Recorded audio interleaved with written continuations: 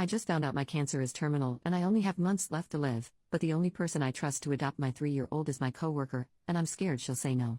As the title says, last week I got the news that I am dying from lung cancer from my doctor.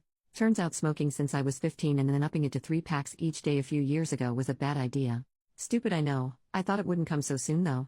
It's stage 4 and as of now I have months to live. Please don't feel bad for me. I've done nothing good in life, except have my daughter, to really be sad about losing me. I have no family because I grew up in the foster system and aged out at 18. My daughter's father is in prison for serious crimes that even if he got out he wouldn't be allowed to be in her life. My daughter is only 3. We don't live in a good area, and when I go to work I have to leave her with an elderly neighbor that always gets her name wrong every day. I don't want her to grow up like I did in that foster care system. I feel like it's the reason why I messed up and did nothing good with my life. Yeah, I know it's not the only reason and my own stupidity caused most of my issues, but if I just had some family or a support system to keep me in check it could have been better. I just want to give her some chance to have a better shot than I did. The thing is I do have an idea for who could take care of her. One of my closest friends is a coworker at my job, and she's amazing.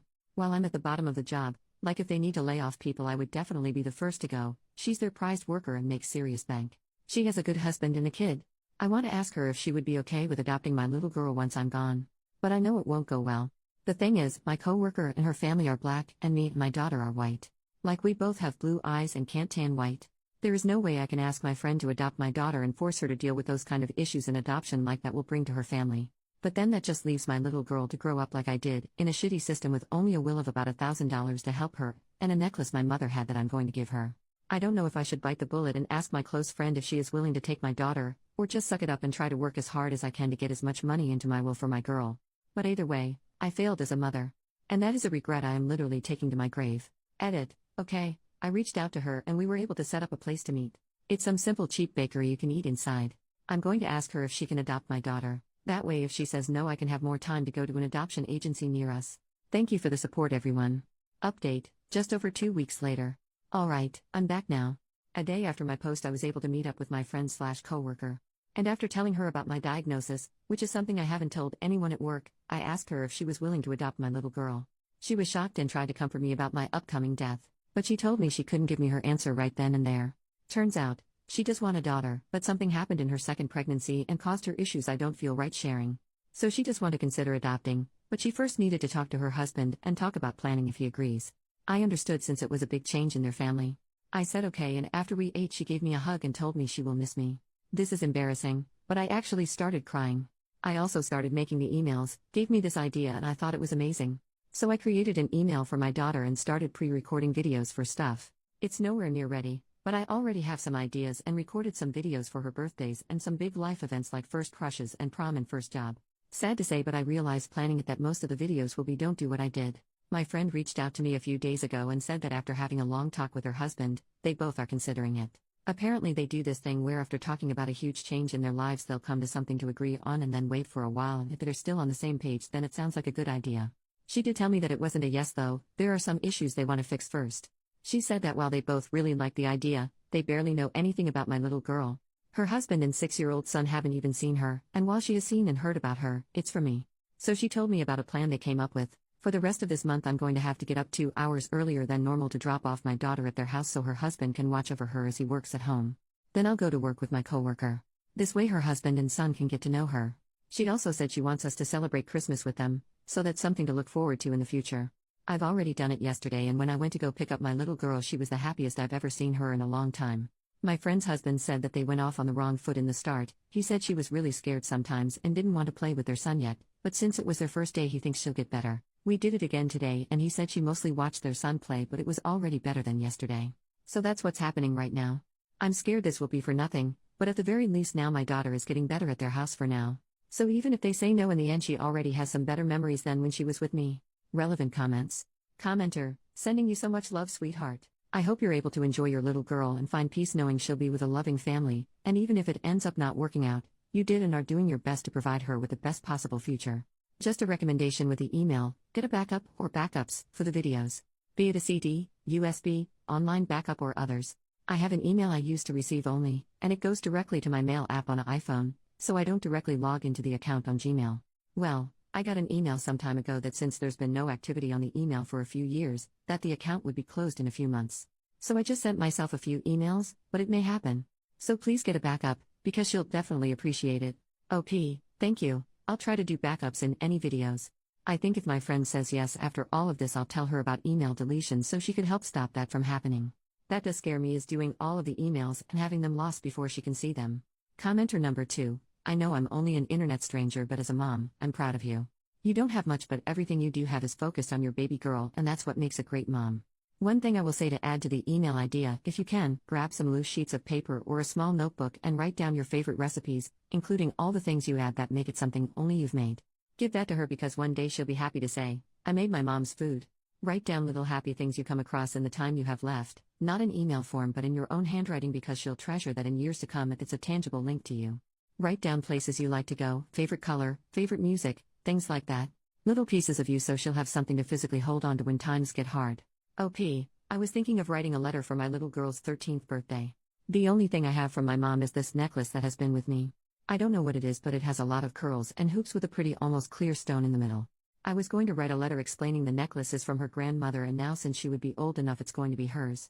I do have recipes I know she loves. That would be an amazing idea. She loves my egg salad sandwiches, so that's one recipe I'll write down. Thank you. Second update, 1 month and 1 week later, I'm back again.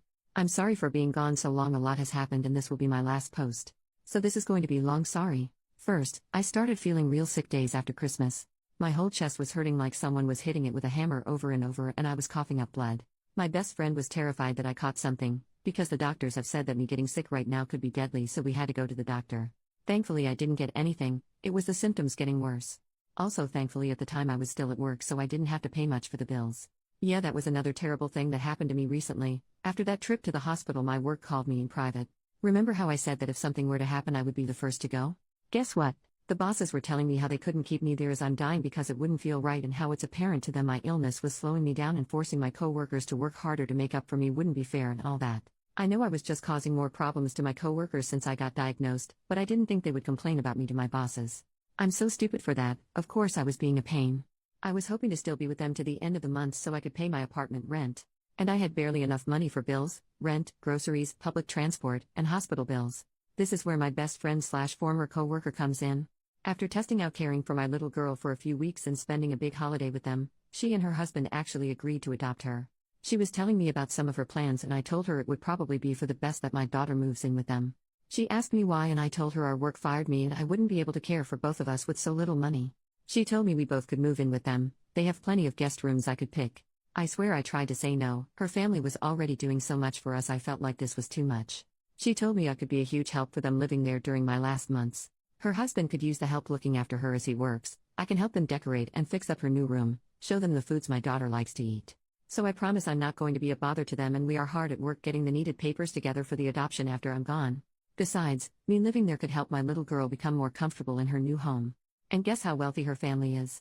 They have a personal family lawyer. When I haven't been feeling sick, we've been working with him to make sure the adoption goes through. Okay, after all of that, I do want to share some other fun news. Christmas with them was probably the best Christmas my daughter and even I have ever had our entire lives. My friend's family had like 5 Christmas trees in their entire house. Thanks to my friend, I was able to make a really special Christmas gift for my daughter, a Build-A-Bear. Well, it was really a bunny, but still. I made a voice recording telling her how much I love and will always try to keep her safe. And my friend knows about the emails. I'm almost done with them actually, just a few more left. I gave her the password to both the email and this Reddit account so once I pass she could delete this one. Sorry, but I've been getting so many messages, I don't want people to message me when I'm gone. And about the messages, I've gotten a lot since I updated. Apparently my story was shared on TikTok. That's cool. It's weird I've gotten so many people reaching out to me and messaging me wanting to talk. I've never had that happen in my life. It's funny how it happens once I'm dying. Tons are saying how if my friend said no they would love to adopt my little girl. Thank you, but thankfully my friend did say yes. But if you still want to adopt, please reach out to a foster care system in your state. There are still children struggling in the system going through what I did. Give those kids the life I could never have. I've also had some saying how they would love to pay me money to help. Please don't bother. Sorry, but it feels weird accepting money. My whole life I've worked for everything I've had, so it feels wrong accepting money and help from strangers just because I'm dying. I do want to address a few messages I've gotten about race. Most were about why I cared about my friend's family and me and my daughter's race being different. It wasn't a lot, but if you called me a racist for caring about that, I want to say that my nerves about that isn't because I think me and my daughter being white makes us better than my friend. Far from it. I've seen a lot of stuff in the system and talked with other kids of different races. And those kids of different races were put into care with people who were also a different race from them. They would tell me the problems they faced from the parents, not that I'm scared my friend will do that, but also from the outside world. Being called names and insulted, one kid told me how she got screamed at by some older lady at a restaurant and the parents did try to get involved and it got into a nasty fight. So yeah, I was scared her family and my daughter would face the same bigotry the foster kids I knew from before faced. But I can't let my fears about some bigots ruin my daughter's chances. Anyways, this will be the last time I'm going to probably post on here. I don't want to waste my last days. I've thought about taking up painting again actually. I used to paint when I was in high school before I was dropped out, and once in the same school we've read a classic book about a world where books are banned.